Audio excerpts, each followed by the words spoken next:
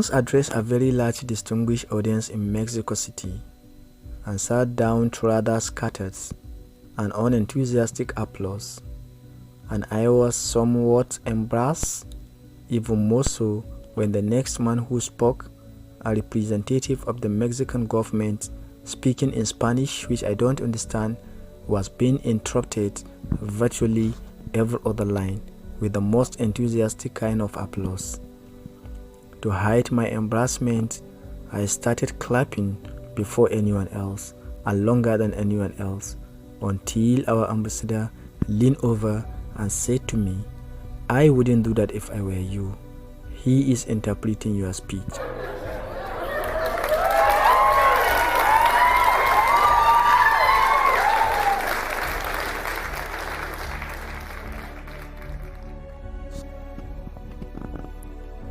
President Ronald Reagan says.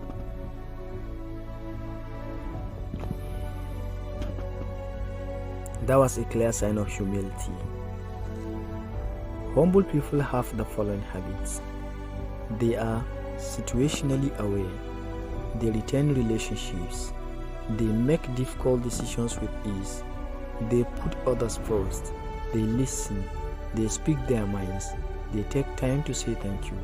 They start sentences with you rather than I. They accept feedback. They ask for help. Being humble means recognizing that we are not on earth to see how important we can become, how arrogant we can be, and how selfish we can become, but to see how much difference we can make in the lives of others. Every person that you meet knows something you don't, isn't it? Learn from them. That is humility. Why can it be so challenging for us to express humility? Is it because we often misinterpret its active demonstration to be a sign of weakness, when in the true sense of the word is an indication of tremendous inner strength? Life is like a school. The very day you came in, that is the day when someone was leaving.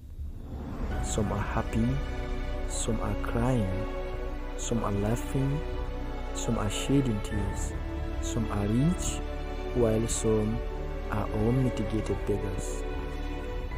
Be humble. When I meet someone who radiates humility, my shoulders relax, my heart beats a little more quietly, and something inside me lets go. Why?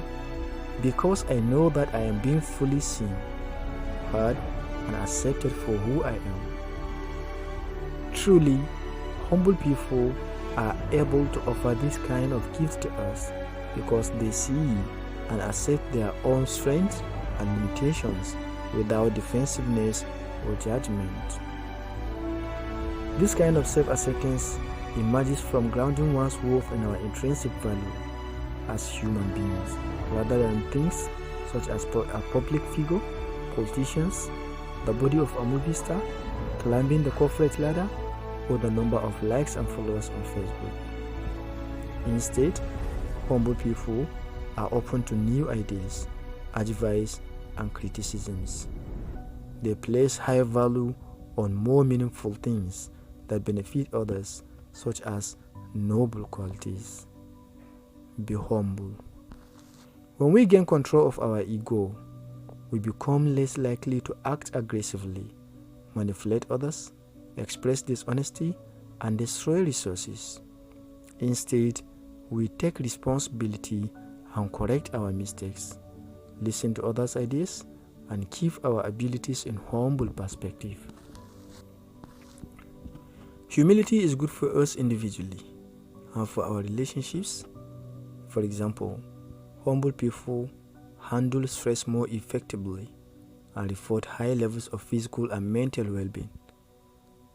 They also show greater generosity, helpfulness, gratitude, and all things that can only serve to draw us closer to others. Be humble. There are many ways we can learn how to be humble, but below are the most effective ones. Embrace your humanness. Yes, for many, When we fail at something that is important to us, such as a job or a relationship, for example, our self-esteem plummets because we tied our self-worth to those things. All of a sudden, we become bad or unworthy people, and it can be a long road to recovery. That is not so for people with humility. Yes, their ability to withstand failure or criticism comes from their sense of intrinsic value of being human rather than other means. So when they fail at a task or don't live up to expectations, it doesn't mean that there is something wrong with them. It just means that they are human like the rest of us. Humble people have an accurate picture of themselves. Yes, both their faults and their gifts, which helps them to see what might need changing with them. Once we accept what needs changing, then we can start the process of transformation.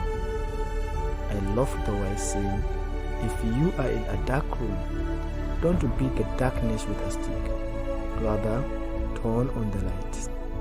In other words, just gently and patiently replace a negative thought or action with a positive one. And over time, we may not even recognize the person we were once.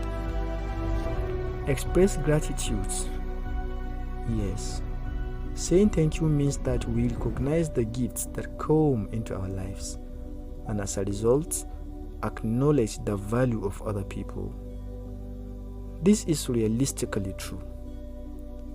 Yes, gratitude can make us less self-focused and more focused on those around us, a hallmark of the humble people. Gratitude and humility are mutually reinforcing. Expressing gratitude can induce humility in us, and humble people have the greater capacity for conveying gratitude. Having said all this, can you remember the 5-letter word that is more than enough to make everyone humble? We don't have to read about humility. We don't have to listen about humility. We just have to open our eyes and see the 5-letter word that teaches everything about humility, that is death. How many people have you known before that are no more alive right now? Just at counting. They have gone, and they have gone forever. Therefore, death is enough for me, is enough for you, and for everyone that is ready to change his or her life for the better. Be humble. The key to humility is the key to humility is seeing life as a journey towards cultivating those qualities that bring out the best in ourselves and others and make this world a better place. As I have said, the first thing is to be honest with yourself. You can never have an impact on society if you have not changed yourself. Great peacemakers are all people of integrity, of honesty, and humility.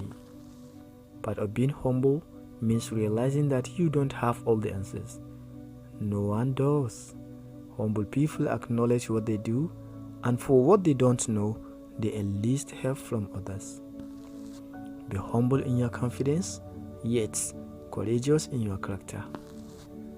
This presentation is lively, engaging, educative, and fulfilling because of your presence.